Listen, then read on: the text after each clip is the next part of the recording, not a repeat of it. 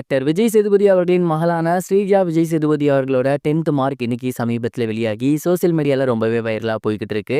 எவ்வளோ மார்க் எடுத்திருக்காங்க, இண்டிவிஜுவல் சப்ஜெக்ட்ல எவ்வளோ அப்படிங்கிறதான் இந்த ஒரு வீடியோவில் நம்ம பார்க்க போகிறோம். இன்னைக்கு தமிழ்நாடு முழுக்க 10வது பொதுத் தேர்வு எழுதினவங்களோட தேர்வு ரிசல்ட் வந்திருக்கு. அண்ட் இந்த ஒரு ரிசல்ட்டுக்காக சாதாரண மக்கள் மட்டும் கிடையாது, ஏகப்பட்ட செலிபிரிட்டிஸுமே வெயிட் பண்ணிட்டு தான் இருக்காங்க. ஏன்னா அவங்களோட மகன்களோ அல்லது மகள்களோ எழுதியிருப்பாங்க. அந்த வகையில் ஆக்டர் விஜய் சேதுபதி அவர்களோட மகளான ஸ்ரீஜா சென்னையில் ரொம்பவே முக்கியமான ஒரு பள்ளியில் 10th படிச்சுட்டு இருந்தாங்க. அண்ட் அவங்களுமே இந்த ஒரு பொது தேர்வு எழுதியிருந்தாங்க. இன்னைக்கு வெளியாகி இருந்த ரிசல்ட்டில் ஸ்ரீஜா அவர்கள் கிட்டத்தட்ட 471 மார்க் எடுத்து எல்லாரையுமே பயங்கரமாக வியப்பில் ஆழ்த்திருக்காங்க அப்படின்னு தான் சொல்லணும்.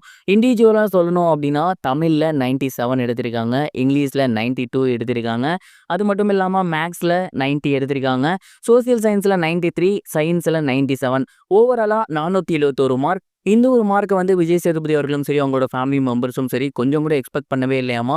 ஏன்னா ஓரளவு சுமாராக தான் அவங்க படிப்பாங்களாமா. பட் இந்த ஒரு எக்ஸாமுக்காக ரொம்பவே கஷ்டப்பட்டு படிச்சிருக்காங்க.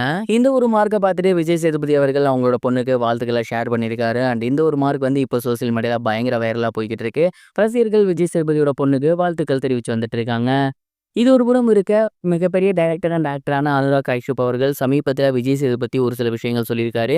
குறிப்பாக அவர் என்ன சொல்லியிருந்தாரு அப்படின்னா, என்கிட்ட சுத்தமாக காசே இல்லை, அந்த ஒரு டைமில் என் பொண்ணோட கல்யாணம் வேறு இருந்துச்சு, என்ன பண்ணுறதுன்னு தெரியாமல் விஜய் சேதுபதி சார்கிட்ட புலம்பிட்டு இருந்தேன்.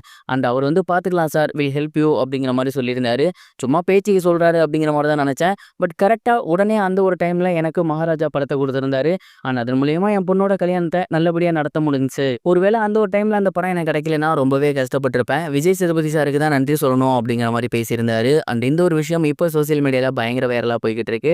விஜய் சேதுபதி அவர்கள்கிட்ட யாரெல்லாம் ஹெல்ப் அப்படின்னு கேட்குறாங்களோ அவங்களுக்கு தயங்காமல் பண்ணுறாரு. இதனால தான் அவர் மக்கள் செல்வனாக இருக்காருன்னு நான் நினைக்கிறேன். நீங்கள் என்ன நினைக்கிறீங்க? கமெண்ட் பாக்ஸில் ஷேர் பண்ணுங்க. இது வரைக்கும் கனெக்டிங் டிவிக்கு சப்ஸ்கிரைப் பண்ணனா மறக்காமல் சப்ஸ்கிரைப் பண்ணிக்கங்க.